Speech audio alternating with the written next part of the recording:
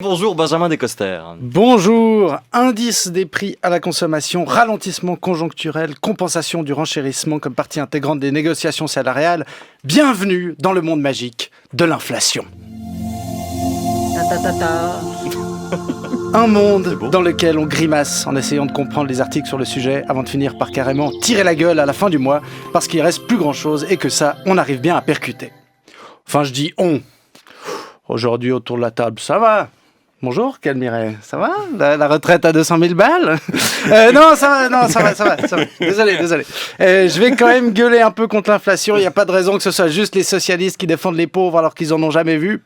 Donc, en gros, les prix montent et on comprend pas trop pourquoi. Hein. Au début, c'était évident avec le Covid et la guerre en Ukraine.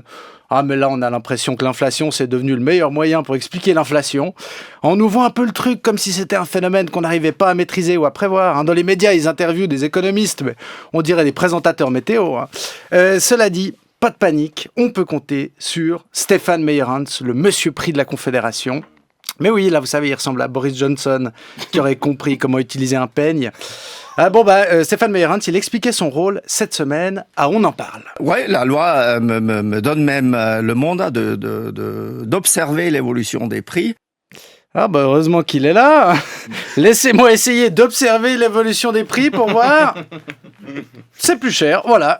Ouh, là, je suis claqué. Hein. Ça, c'est un job fatigant d'observer les prix. Hein. Ah, d'ailleurs, tu sens qu'à la fin de l'émission, il n'en pouvait plus, Stéphane Meyerhans. Mon expérience maintenant de presque 15 ans de fonction, c'est quand même que la transparence et la lumière, ça peut guérir. La lumière est pas seulement sain pour nous, et la vitamine D dans notre corps, mais c'est aussi sain pour toute l'économie.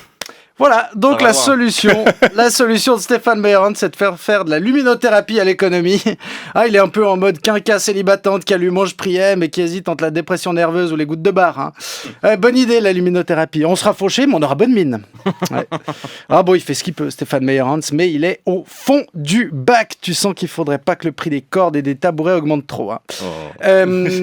Ceux qui ont un rôle moins symbolique pour lutter contre l'inflation, c'est nos politiciens, comme notre ministre de l'économie, Guy Parmelin. Vendredi, il a dit que tout le monde devrait se demander comment il peut contribuer à limiter les coûts. Donc sa solution, c'est qu'on la trouve nous-mêmes. Non, mais très bien, on va s'en occuper après le boulot, vu qu'on n'est pas payé pour ça, nous. Quand Parmelin dit ce genre de truc, ou quand Berset dit que pour faire baisser les coûts de la santé, il faut moins aller chez le médecin... Moi, je me demande toujours ce qu'on devrait faire avec nos conseillers fédéraux. Baisser leur salaire, comme ça, ils sont concernés par les problèmes des gens, ou les augmenter, comme ça, on attire des gens plus compétents que Guy Parmelin et Alain Berset. Je vous laisse décider, puisqu'apparemment, on doit tout faire nous-mêmes dans ce pays. Moi, j'ai ma petite idée.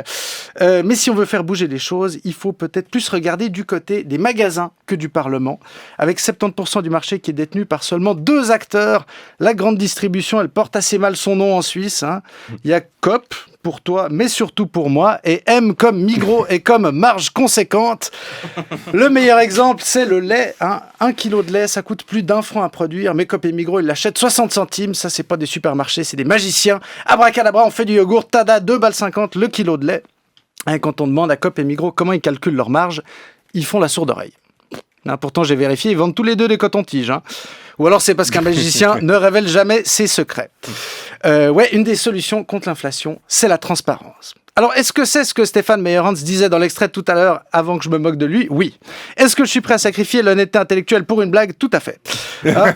Mais en même temps, pendant que les prix augmentent, mon cachet de chroniqueur, il bouge pas. Si vous voulez du drôle et du cohérent, va falloir augmenter un peu les salaires, Jonas. C'est plutôt au cadre de la RTS qu'il faudrait dire ça, si vous nous écoutez. Enfin, on est dimanche, au mois de septembre, ils n'écoutent pas. Hein. Ils font le pont entre les vacances d'été et celles d'automne. Pour nos auditrices et nos auditeurs, les vacances, c'est ce truc qu'on pouvait se payer il y a encore pas si longtemps. Merci de m'avoir écouté.